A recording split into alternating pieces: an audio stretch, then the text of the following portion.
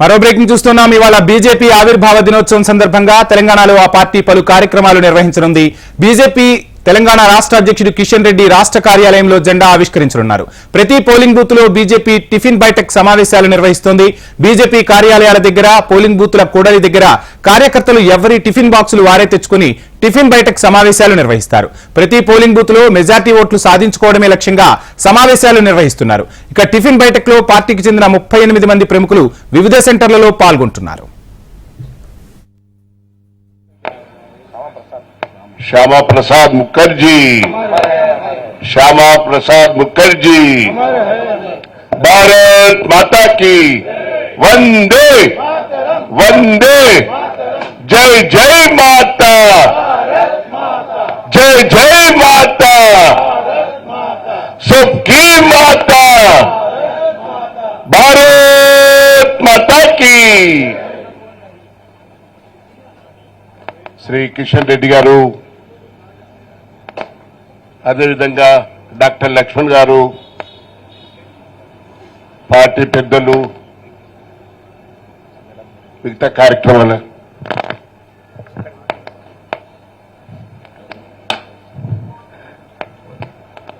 మన రాష్ట్ర అధ్యక్షులు మంత్రివర్యులు శ్రీ జి కిషన్ రెడ్డి గారిని జెండా ఆవిష్కరించాల్సిందిగా కోరుతున్నాం.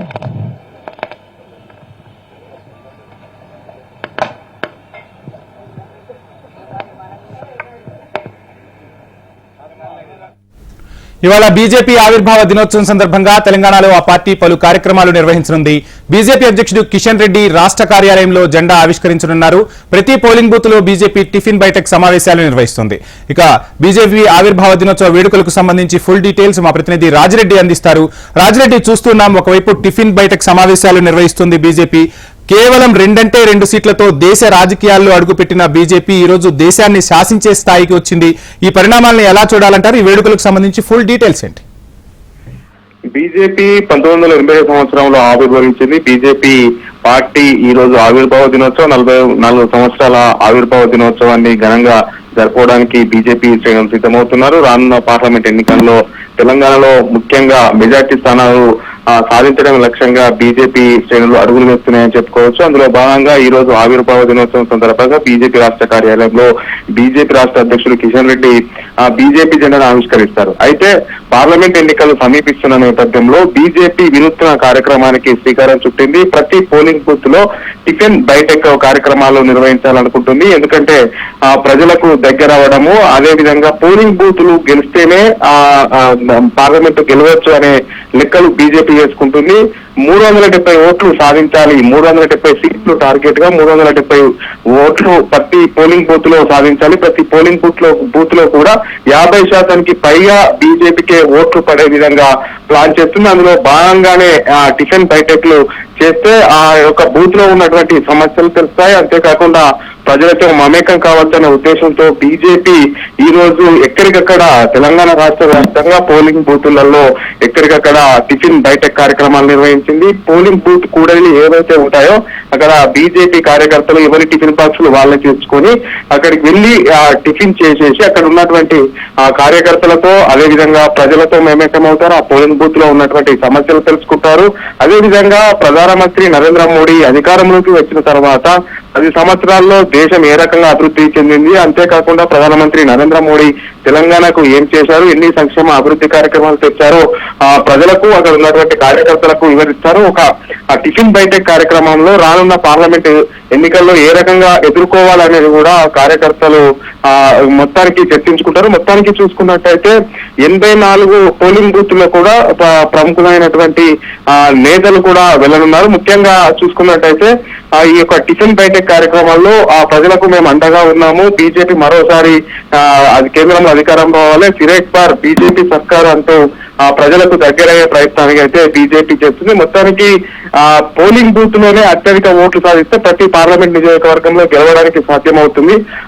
ఆ విధంగానే ప్రతి పోలింగ్ బూత్ లో కూడా 370 పైచీలకు ఓట్లు బీజేపీకి పడే విధంగా వ్యూహాన్ని రచిస్తుంది. అందులో భాగంగానే ఎక్కడికక్కడ పోలింగ్ బూత్ కూడలి వద్ద బీజేపీ ఈ రోజు టిఫిన్ బైఠక్ కార్యక్రమాలు నిర్వహిస్తుందని చెప్పుకోవచ్చు. రాజిరెడ్డి, చూస్తున్నాం ఉత్తరాదిలో బీజేపీ తిరుగులేని శక్తిగా అవతరించింది, దక్షిణాదిలో ఇంకా తన ఉనికి కోసం పాకులాడుతున్న పరిస్థితి కనిపిస్తోంది. ఈ మధ్య జాతీయ నాయకులు సాక్షాత్తు ప్రధానమంత్రి నరేంద్ర మోడీయే తెలంగాణలో విస్తృతంగా పర్యటనలు చేస్తూ వస్తున్నారు. బీజేపీ వాణిని ప్రజల్లోకి తీసుకెళ్లే ప్రయత్నం చేస్తున్నారు. ఈ నేపథ్యంలో బీజేపీ రానున్న రోజుల్లో తెలంగాణ అదేవిధంగా దక్షిణాదిపై పూర్తిగా దృష్టి సారించే అవకాశాలు ఉన్నాయంటారా? వ్యూహాలు ఎలా ఉండబోతున్నాయి?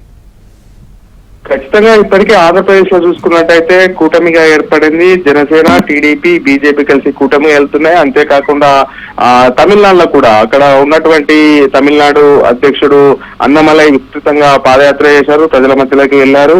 అక్కడ కూడా గట్టి పట్టు సాధించామనేది కూడా బీజేపీ సంకల్పిస్తుంది. ముఖ్యంగా కర్ణాటక ఎన్నికల్లో, అసెంబ్లీ ఎన్నికల్లో బీజేపీ ఓడిపోయినప్పటికీ కర్ణాటకలో కూడా ఈసారి అక్కడ కాంగ్రెస్ పార్టీ ఇచ్చినటువంటి హామీలను అధికారంలోకి వచ్చినాక కర్ణాటకలో అమలు చేయాలి. అదేవిధంగా తెలంగాణలో కూడా 6 గ్యారెంటీలు ఇచ్చారు. అధికారంలోకి వచ్చినాక కూడా ఇక్కడ కూడా తెలంగాణ రాష్ట్రంలో కూడా అమలు చేయలేదు. కాబట్టి ఖచ్చితంగా కర్ణాటకలో, తెలంగాణలో పార్లమెంటు స్థానాలు, మెజార్టీ స్థానాలు కాంగ్రెస్ కన్నా ఎక్కువగా సాధిస్తామనేది కూడా బీజేపీ లెక్కలు వేస్తుంది. అందులో భాగంగానే వైపు దక్షిణ భారతదేశం వైపు కూడా ఎక్కువగా ఫోకస్ పెట్టింది. ముఖ్యంగా ప్రధానమంత్రి నరేంద్ర మోడీ కూడా దక్షిణ భారతదేశం పైన ఫోకస్ పెట్టారు. ప్రతిసారి నార్త్ ఇండియా సైడ్ ఓట్లు పడుతున్నాయి కానీ దక్షిణ భారతదేశంలో ఓట్లు పడతలేవు అనేది కూడా బీజేపీ పార్టీలో చర్చ ఉంది. ఈసారి దక్షిణ భారతదేశంలోనే పార్టీని బలంగా చేసుకుంటే, దక్షిణ భారతదేశంలోనే ఇక్కడ మెజార్టీ స్థానాలు సాధిస్తే ఇక టార్గెట్ 370 సీట్లు దాటడం, 400 దగ్గర దాకా సీట్ల దాకా వెళ్లడం ఈజీ అవుతుందని కూడా బీజేపీ వ్యూహం